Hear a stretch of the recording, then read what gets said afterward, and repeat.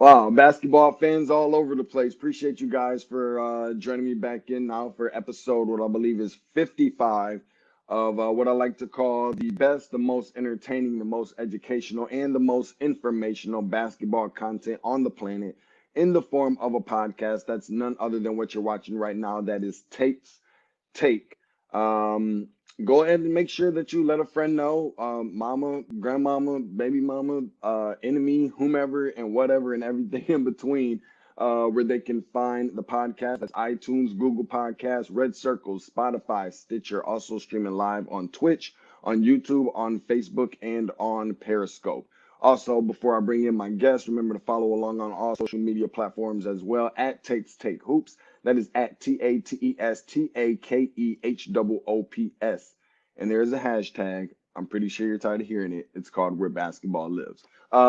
Without further ado, I want to get ready to bring my dude up in here, man, because I teased this a little bit and told some people, hey, listen, I'm going to bring in a buddy of mine. And people have been like consistently blowing the phone up off the hook for what it seems like, trying to get some information on what's going on in the NBA and so forth. And I was like, you know what?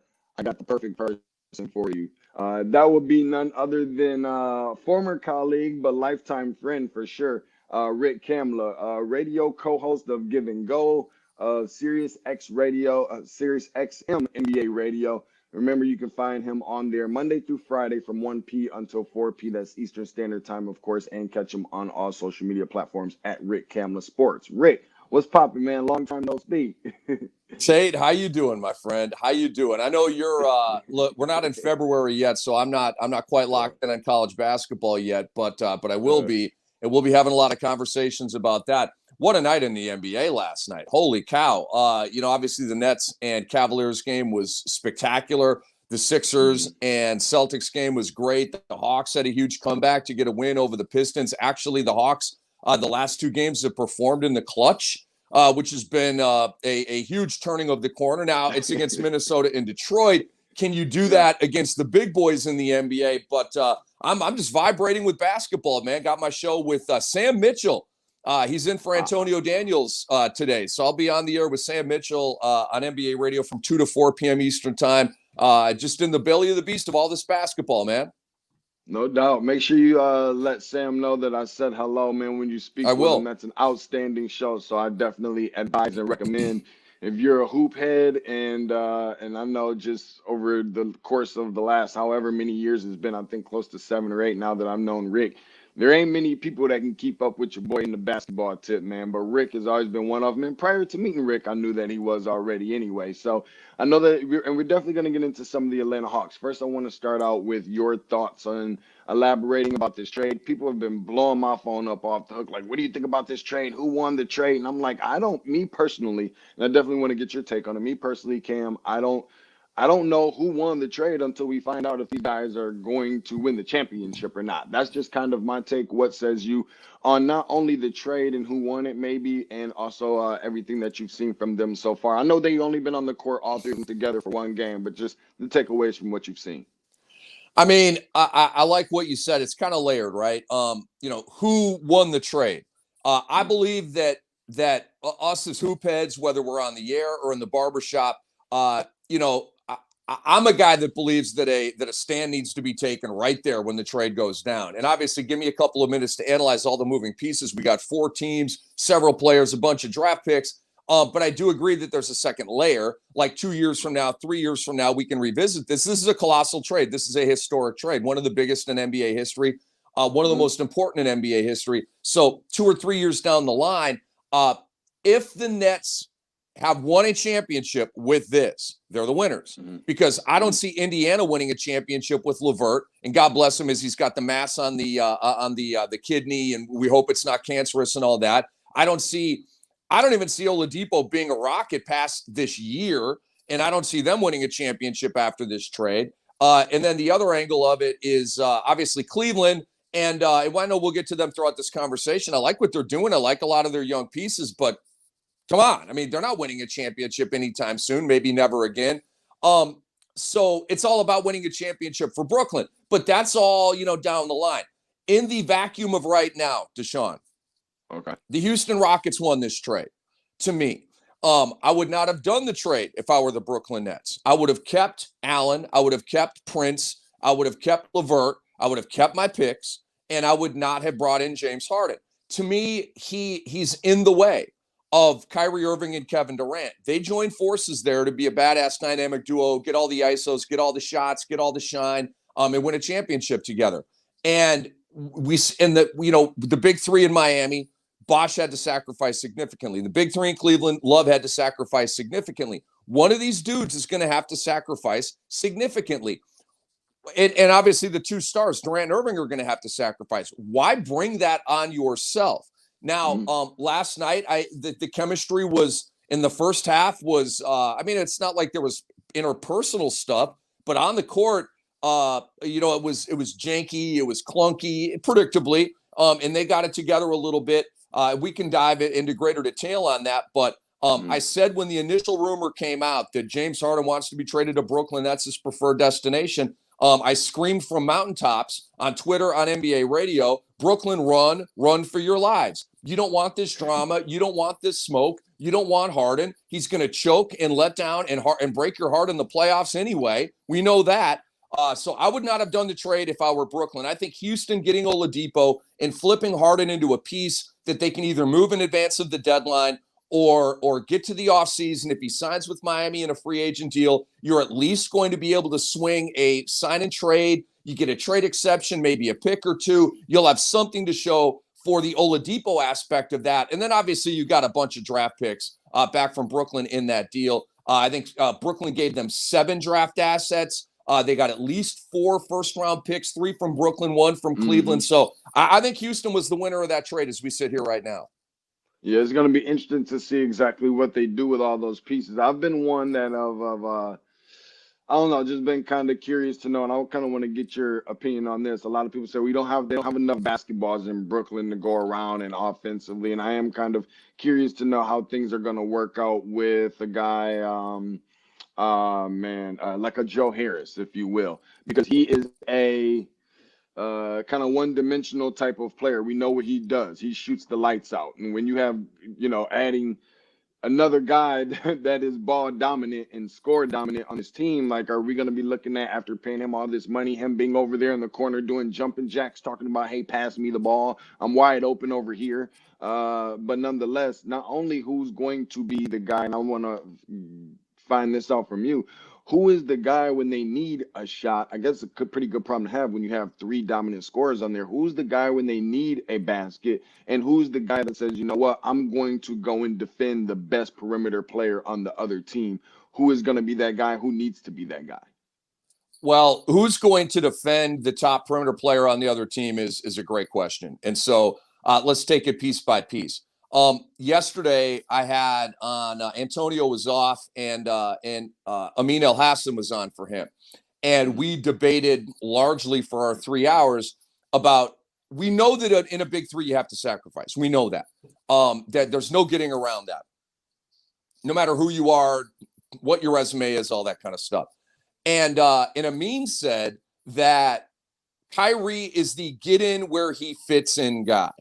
And that cracked me up.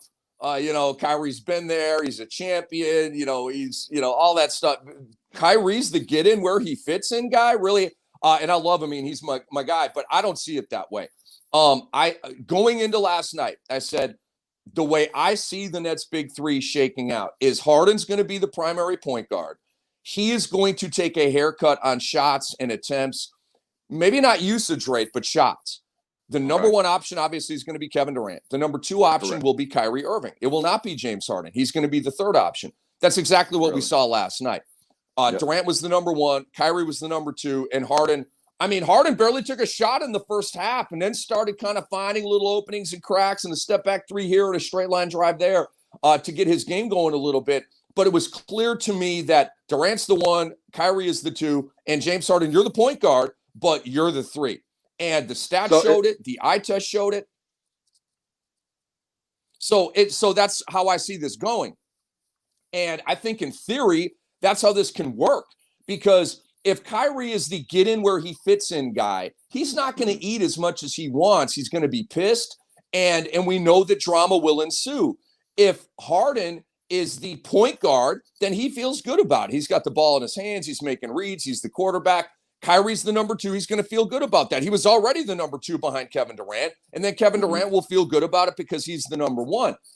I think last night, Deshaun, they ran out of gas. I really think the Nets ran out of gas. They had to put a ton of energy into the game to come back from that double-digit lead that Cleveland had, to make that great surge at the end of regulation to tie the game. The first overtime comes and you're balling and you're going for it. And once again, you're tied. And then the second overtime came. And I think that their tongues were hanging out. Kyrie hasn't played in 2 weeks. James Harden hadn't played, is totally out of shape and has played 2 games with the Nets. I think their tongues were hanging out in the second overtime. And obviously, I'm not trying to take any credit away from Colin Sexton, who was a badass last night and had the, oh, yeah, do you remember that I'm a great player too game last night? So I want to give him, and the Cavaliers' defensive effort throughout that game was amazing. They're one of the top defensive teams in the league, and last night was an indicator why. They're active. They get their hands on balls, deflections, block shots. Drummond and Jared Allen give you 48 minutes or 58 minutes of outstanding defense from the center position. Now that they have Jared Allen, Taurean Prince was awesome last night, burning them with shots and defending as well. So I want to give Cleveland a bunch of credit, but that's how I see the big 3, Deshaun.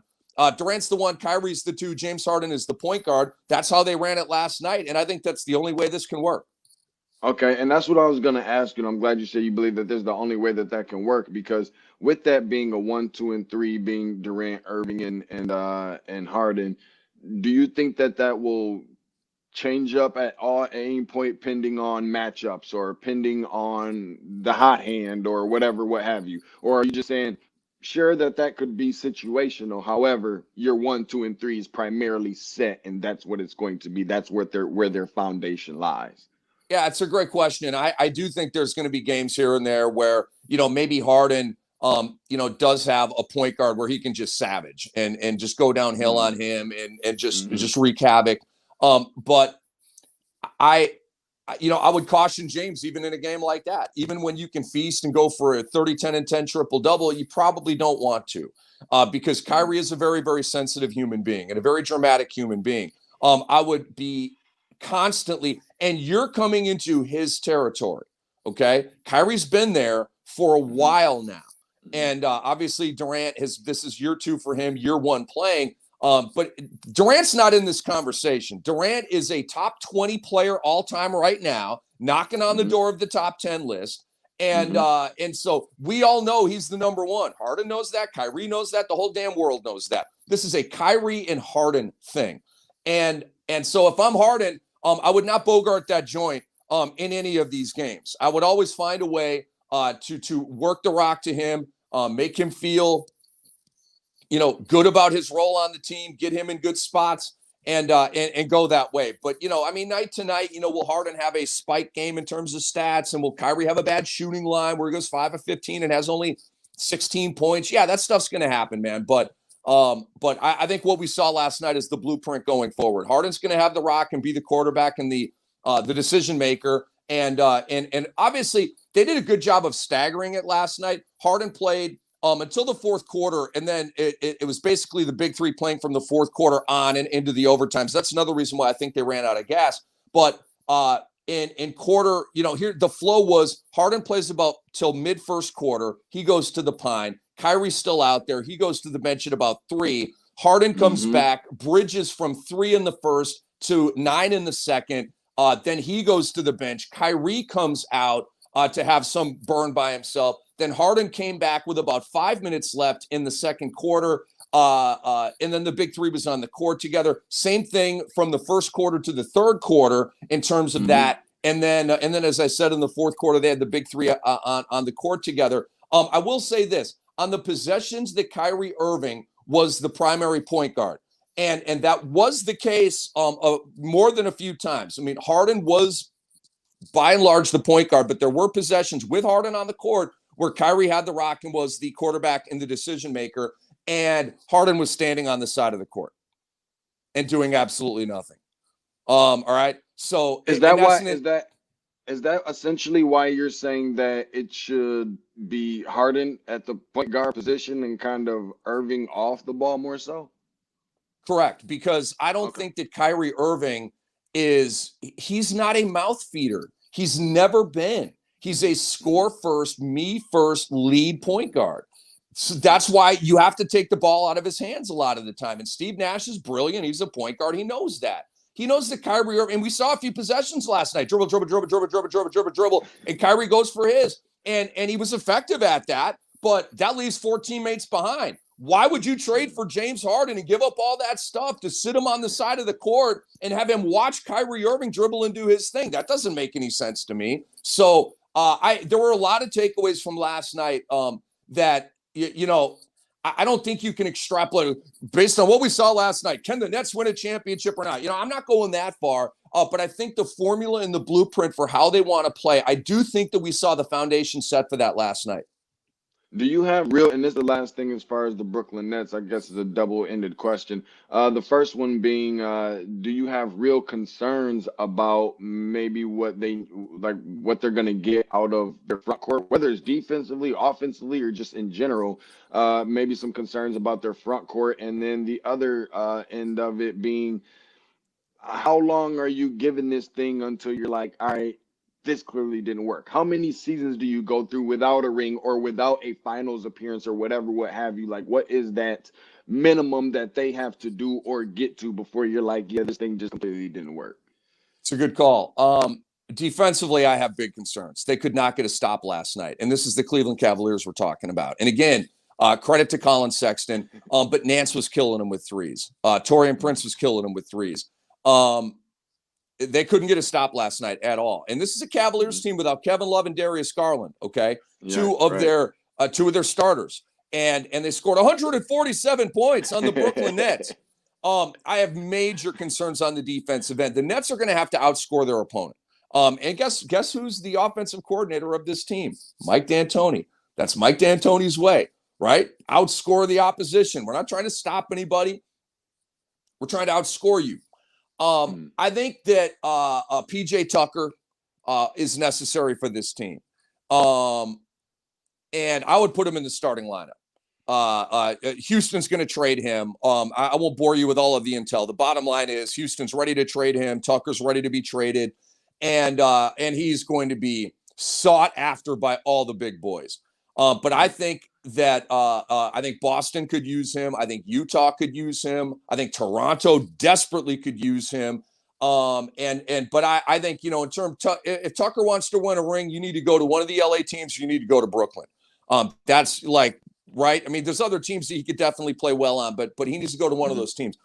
They need a guy like PJ Tucker. They need a defensive stopper, a defensive first guy. And last night there was a possession where Harden had an ISO against Nance at the free throw line. And I'm like, drive on him. What are you doing? And he didn't. He hesitated and he passed to the corner to this rookie. What's his name? Reggie Perry. I don't even know his first name. Perry is his last name. Second round. Yeah, originally from Georgia, McDonald's All-American, Mississippi State. I knew you'd have all the goodies on him, man. So, but he passes the rock into the corner to this Perry kid who bricks a three. If that's PJ Tucker, it's splash. PJ is one of the best corner three-point shooters we have. So I think that or you go get an Andre Drummond from Brooklyn, right? Like if Cleveland buys out Drummond, and I think that they should do that for Andre. And Andre's probably going to have to take a haircut and leave a couple million on the table.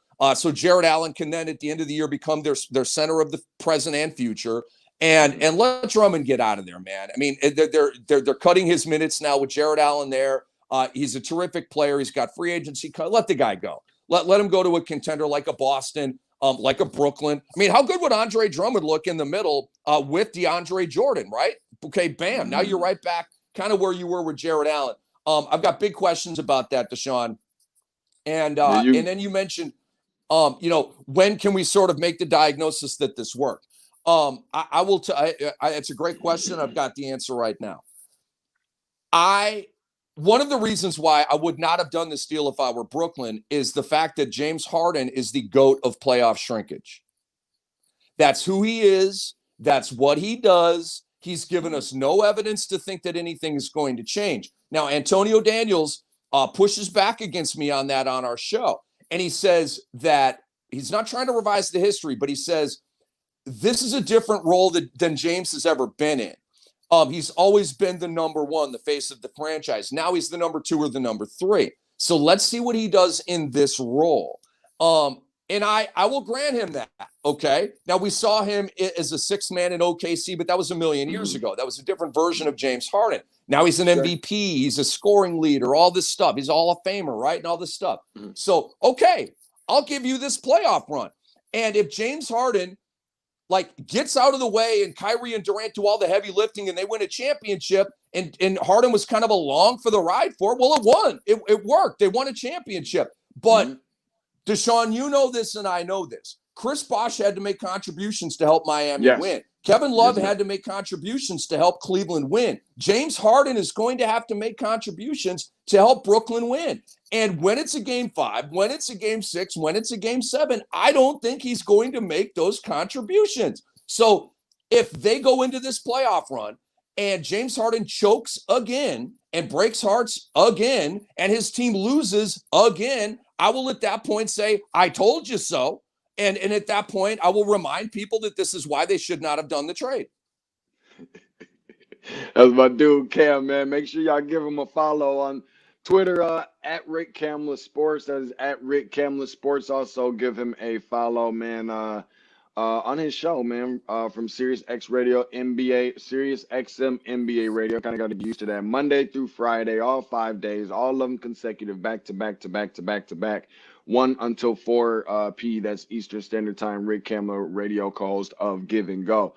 I'm glad that you mentioned a couple things about Sexton, man, just because I've been watching Colin Sexton for a long time since his high school days and just watching what he's been able to do. I mean, last night was just absolutely phenomenal and one of the more, I guess, not only one of the best performances that we've seen so far this season, but even more so just what he's been doing since he's been on the floor. I know you had a little bit of an injury or whatever, what have you, but just from how he started the year out, I think he's looked somewhat significantly different versus how he did in some cases last year. And I just love the intensity, especially on the defensive end specifically, that he plays with. You know, it's funny that we even talking about that, Cam, because one thing we talk about now is about the Atlanta Hawks, okay?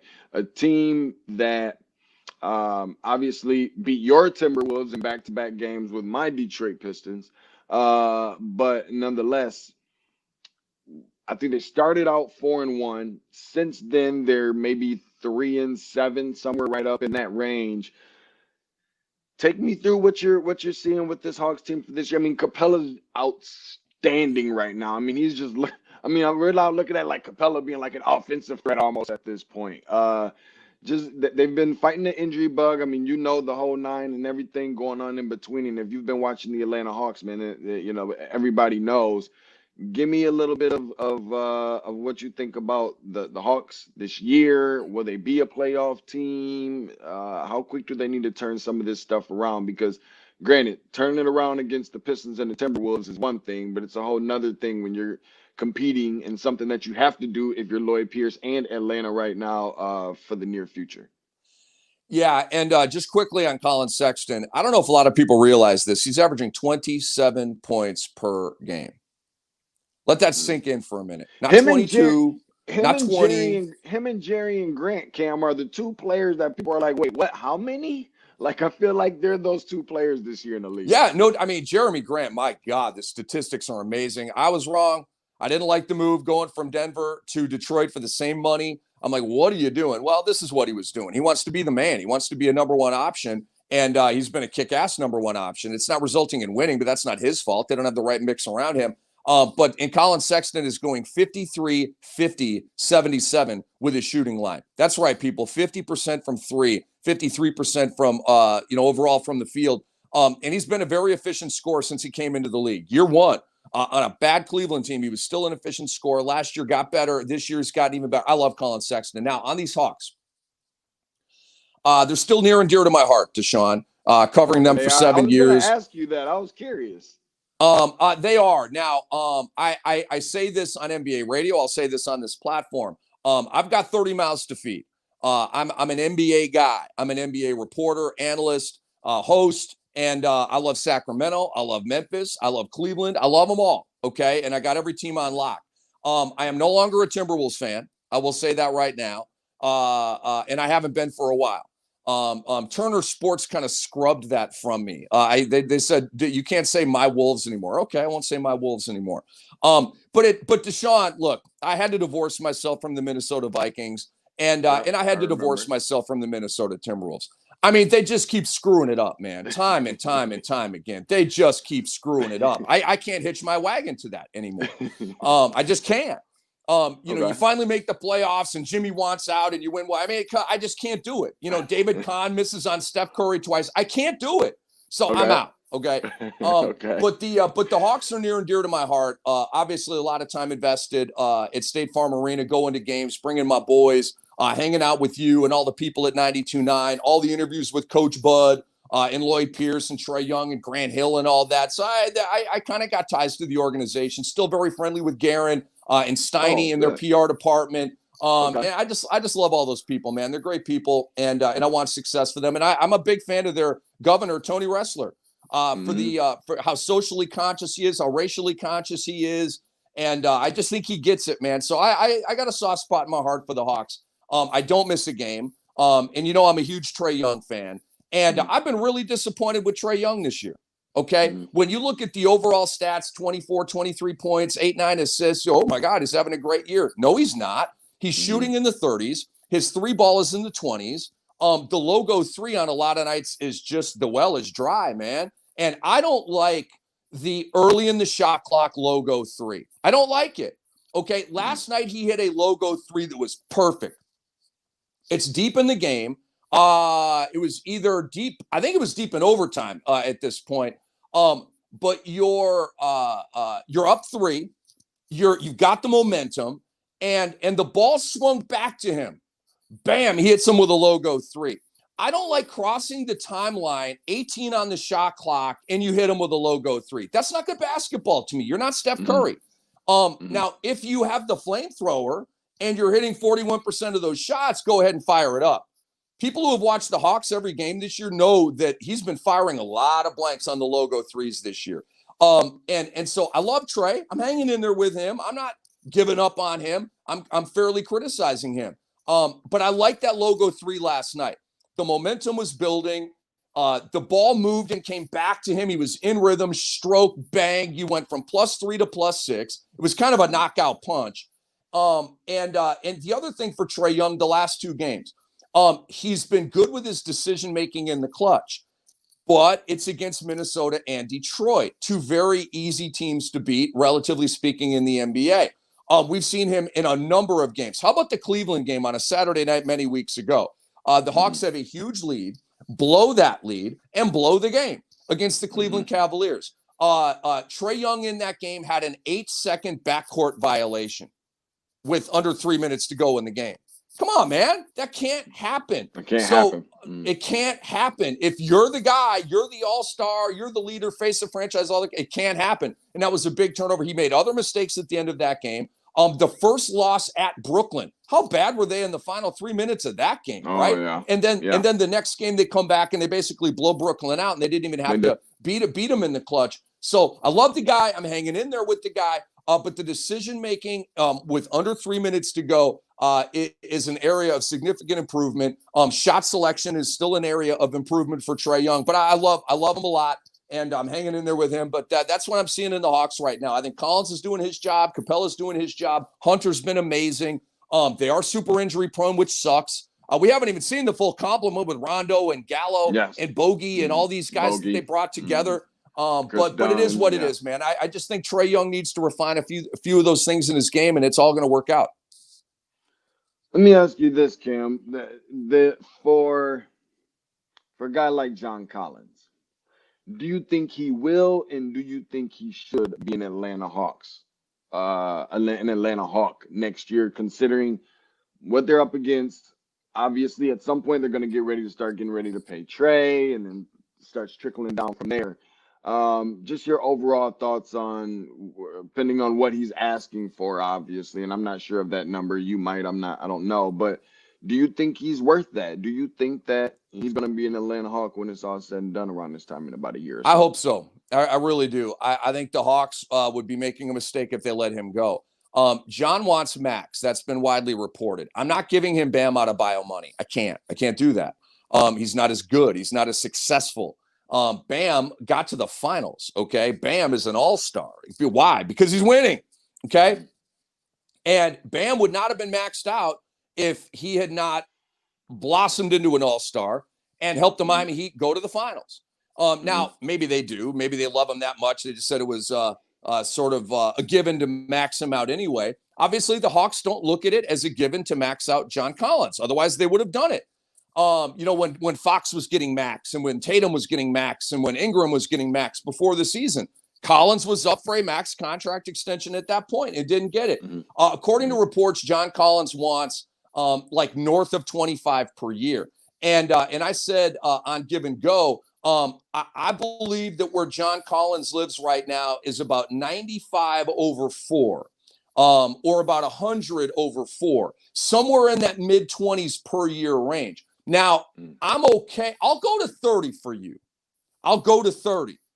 Okay. I will go to 120 over 4 to keep you. We've groomed you. We've hung in there with you through the suspension. He's obviously an amazing player. Great 3-point shooter for his size. Bouncy as hell. The alley-oops. That block on Jeremy Grant last night won the game for the Atlanta Hawks. Okay. Yeah. I'm a big fan of John Collins. And I think the Hawks need to, like Charlotte. Charlotte overpaid a little bit to get Gordon Hayward at 120 over 4. Okay. There were offers.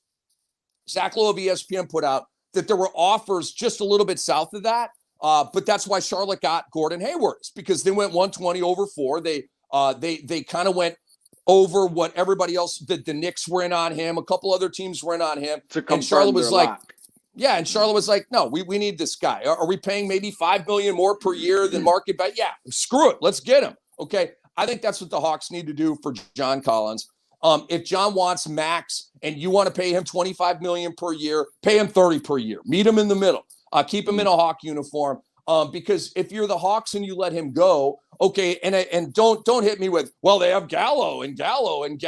Gallo's in his 30s, okay? Gallo can't stay on the court to save his life. This is an injury-prone player throughout his entire career, and guess what? He got hit in the back of the ankle in a Brooklyn game early this year. Several weeks ago, still hasn't played.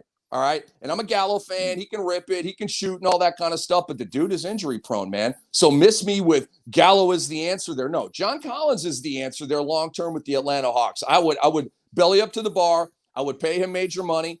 Look, and if John Collins can help get the Hawks to the playoffs, plays like a badass in a playoff series. Maybe you win a playoff series, or maybe you lose in 6 or 7 and his numbers are amazing. Maybe you max him out at that point. Okay. But he's going to be an RFA. He's going to get an offer sheet from somebody else. And if at the very least, if I were the Hawks, I would let the other team set the market value for John Collins, and then I would match that offer. I would do the opposite of what the Kings did with Bogey Bogdanovic. I'm not letting John Collins go via an offer sheet, and I'm getting nothing in return. I would not do that. You got a lot of wings on this team, Cam, outside of like the point guard position, and then of course like the front court guys.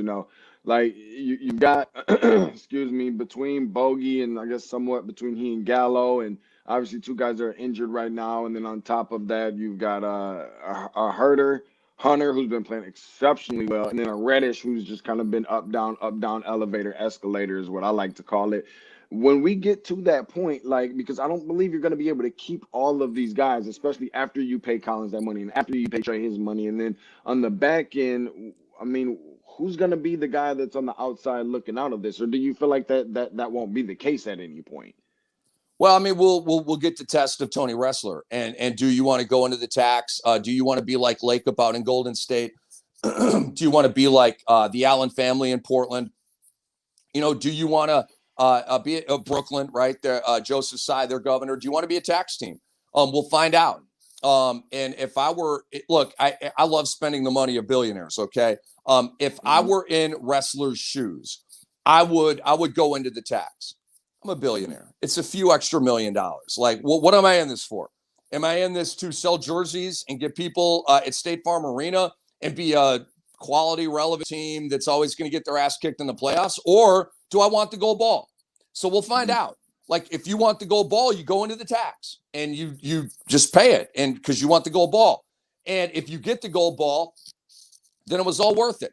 Because when you're at the Billionaire Boys Club, chair at the country club on a yacht or whatever, you can flaunt that ring. And then all of those millions that you spend in tax are validated.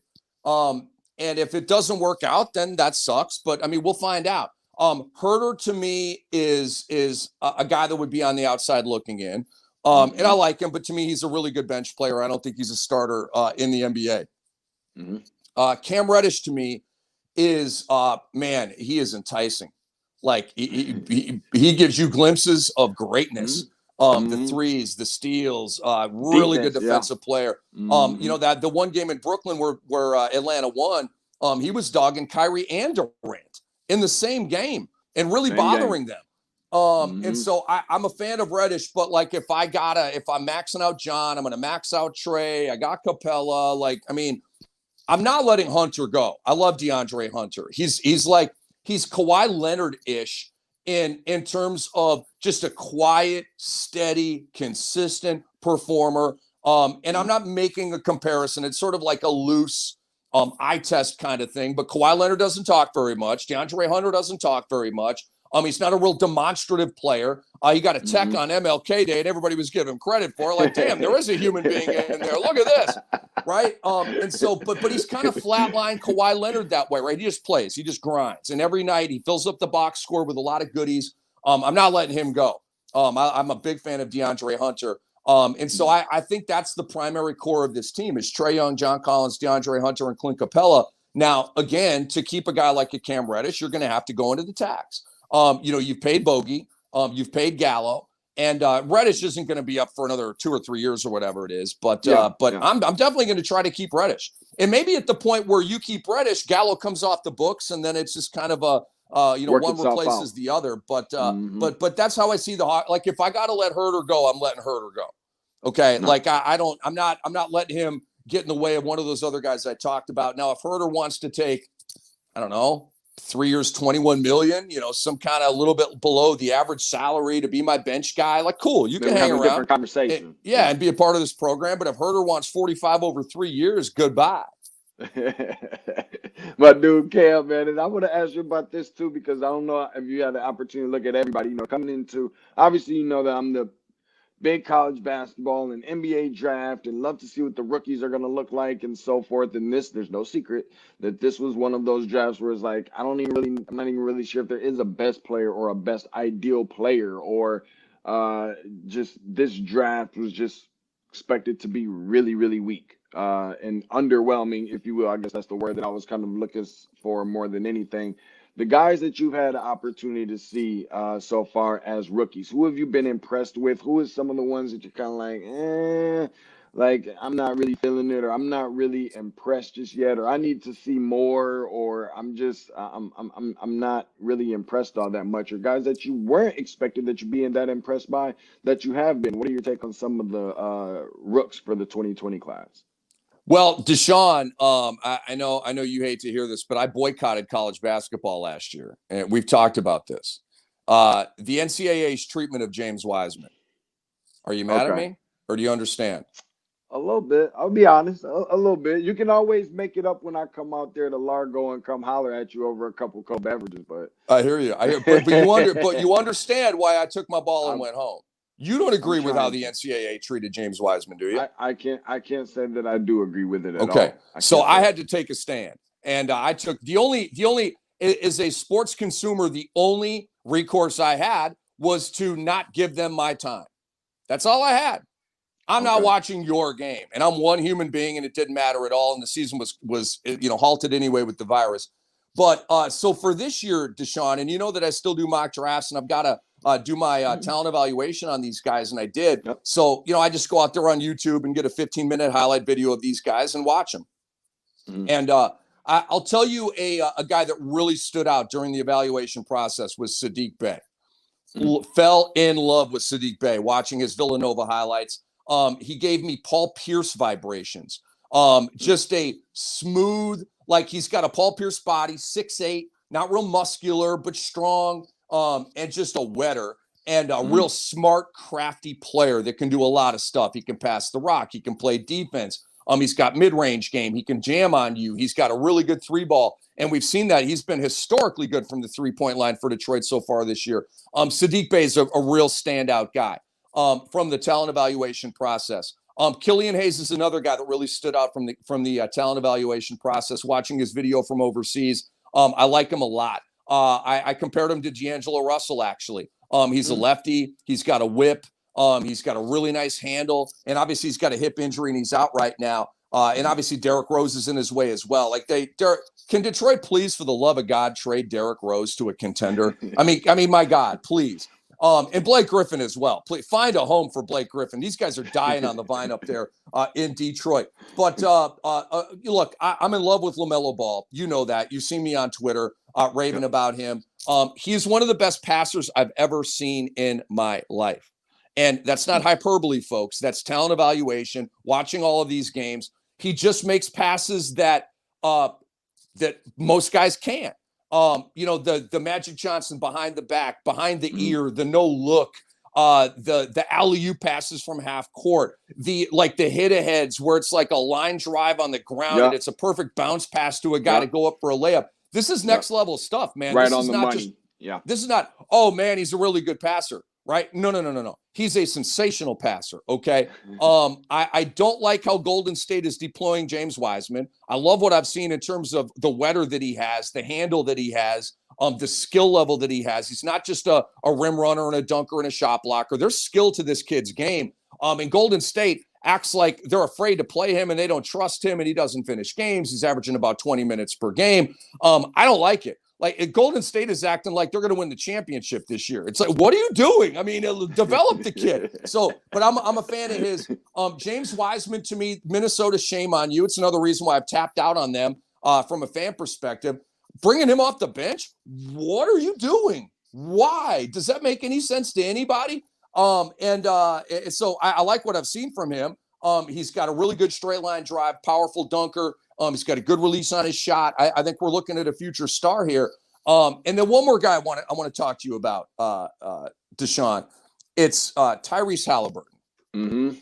I heard all of this great stuff about Tyrese Halliburton, and I wasn't skeptical of it, but I was like, and then I did my talent evaluation on him, and I watched the highlights of Iowa State, and he's bouncy, he's vibrant, he plays the game with joy. And he's kind of a 1/2. I think he's more of a 2 than a 1. He's got a really good 3-point shot, but I didn't know how it would translate, right? We've seen some Iowa State guys come to the league and it really hasn't worked out, right? Really good college program. And some guys have come to, like George Niang, right? George Niang. He's the 10th man for Utah. He's an NBA guy, but he was a star in college, okay? And so a lot of these Iowa State guys, I kind of got my eye on, you got this great college resume. Is it going to translate? Tyrese Halliburton is a beast, man. I absolutely love him. He has taken over NBA games for the win already. He's got an absolute wetter. He's clutch.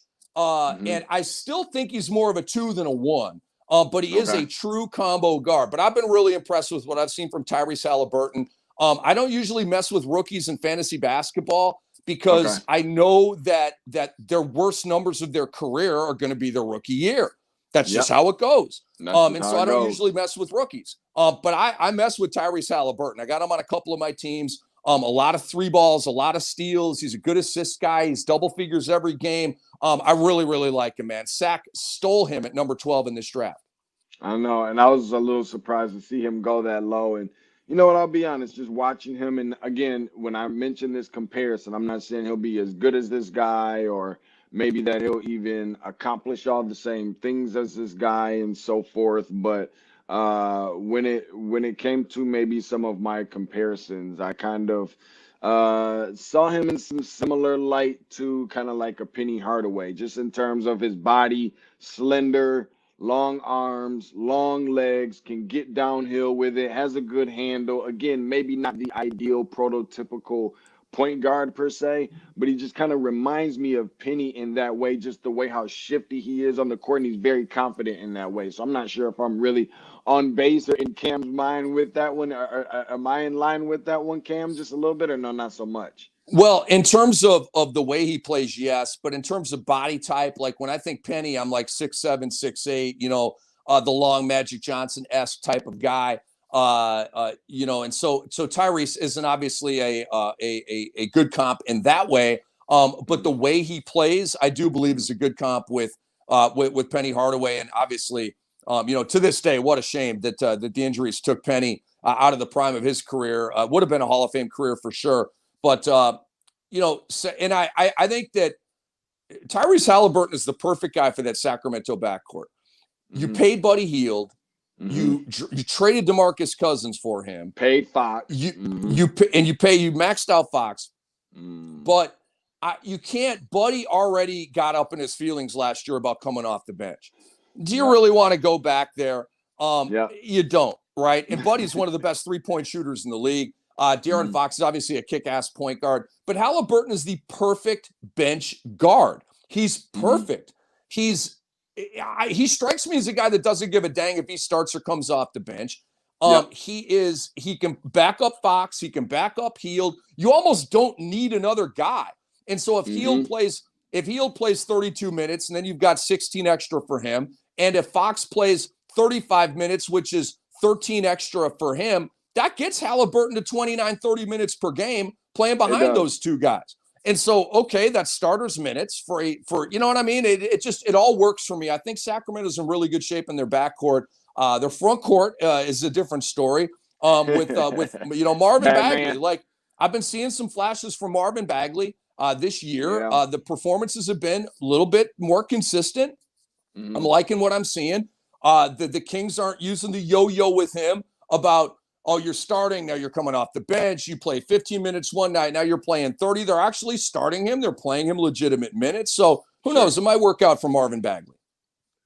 My last thing for you, Kim, before we get you up out of here is who's been some of those players and or teams that you've had high expectations? And granted, we're only, how many games are we? 15, maybe somewhere in that range. Games played. Who are some of those teams and players that maybe have been disappointments or that nobody's talking about nearly enough, that is flying under the radar and not getting nearly as the credit that maybe that they might deserve, or maybe some that are just in general improved, like last year? I mean, everybody had pretty much OKC down in the dumps, and then they got into the playoffs. They played really well and so forth, and it kind of surprised everybody. Who's the OKC of this year? Who's some of the teams that you think are going to surprise some people down the stretch, and who are some that have kind of disappointed you so far? Cleveland looks like the OKC of this year because it wasn't just last night. They're either 500 or hovering around 500, one of the best defensive teams in the league. They're winning games without Love and Garland. And I don't know if they'll stay above the playoff line, but right now they look like that, like a team that literally you thought would be 15 or 14 in the East, and now they're in the middle of the pack. And we're a month into the season, and they're still there despite injuries. So I would say that Cleveland stands out as the OKC of this year.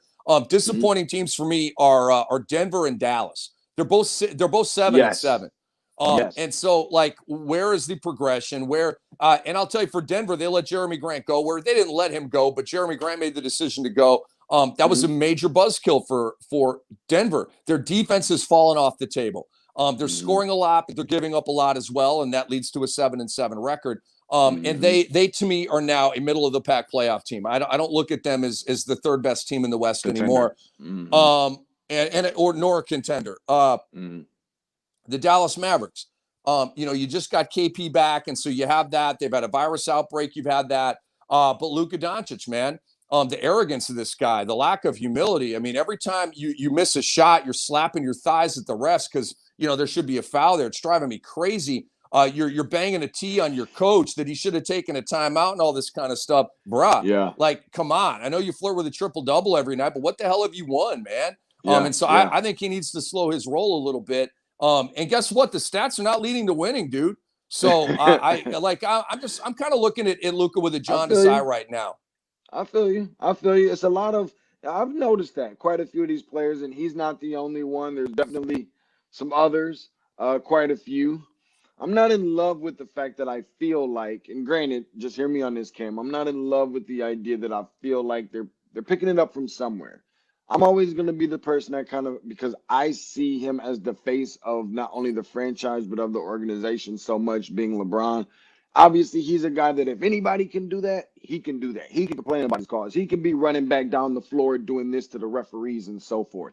But these other guys who haven't accomplished an eighth, a 14th of what he has accomplished feel like that they can do some of those similar things. And I think it's starting to feel like a sense of entitlement for guys that are just now becoming all-stars early in their careers, or just getting some notoriety from the league, or first team or second or third team, all of this or whatever the case may be. So that's just my take on it. And I don't think it's a good. I don't think it's a good look. I don't get a really good feel about it, especially for guys who we know all stars or superstars are going to get superstar calls, but you can't, expect those kinds of calls when you haven't even been consistent in those categories. It's almost like, trying to go and get, champagne with beer money. But and I didn't mean to cut you off. I'll let you go ahead and finish up.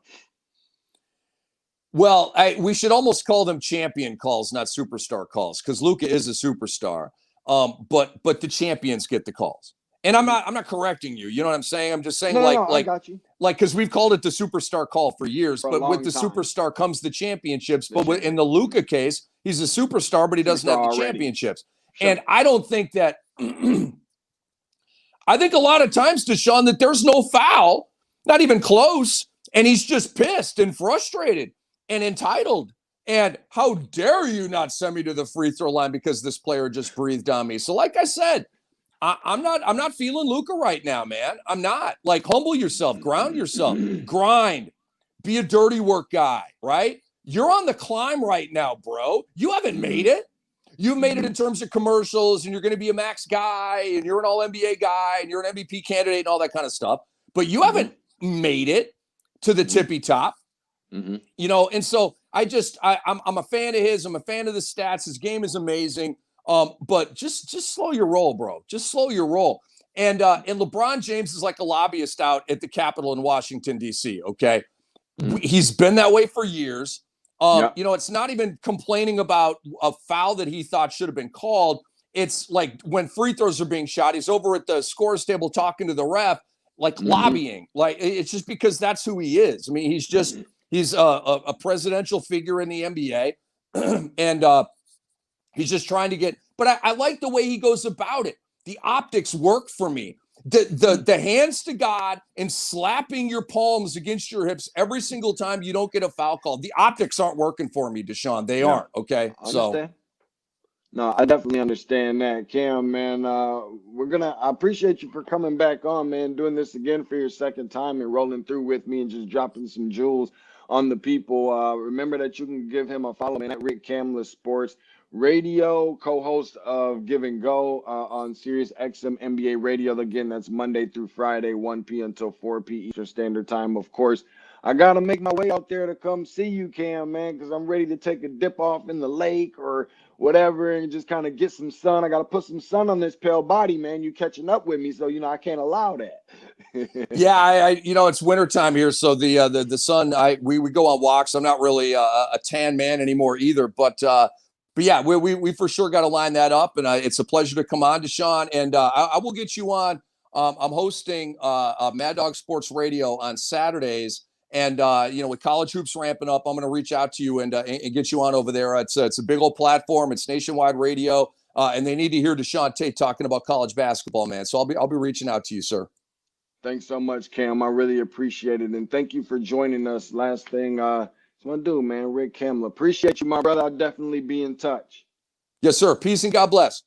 You as well. Thanks much. That's my dude, Cam, man. My dude, Cam, always come through and show some love and bless us with his presence and his knowledge and his passion about the game of basketball and so forth. And we're overly grateful and thankful that he had the chance to stop by on episode, where we at now, 55, I believe it is. So want to get ready to roll up out of here. I do appreciate him for checking in. I'd like to say thank you to quite a few of quite a few of those who checked in with me. Billy Parks jumping in with us. Daniel Artest.